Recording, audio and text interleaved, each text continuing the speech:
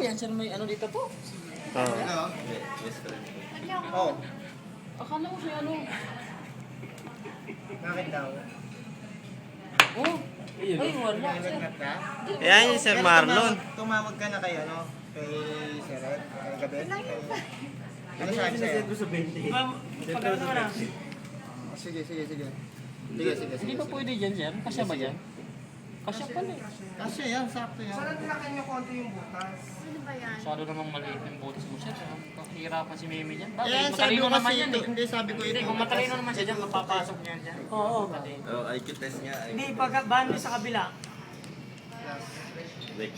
Last na ba yan, sir? Butterfly.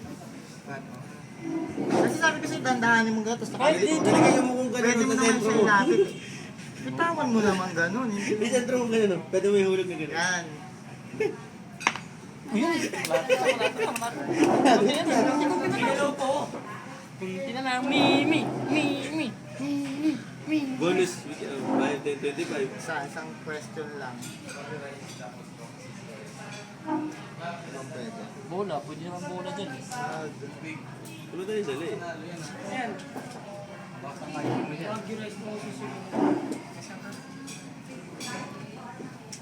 Tayo na, kung hirap na hirap sa Eastwood yun eh. Last. Iyan mo kasi lapit mo, tapos para makataas ka naman. Iyoko mo pa ng konti. Di yung sobrang lapit na. Pwede. Ito kasi, no? Eh, medyo lang Epal eh. Epal eh.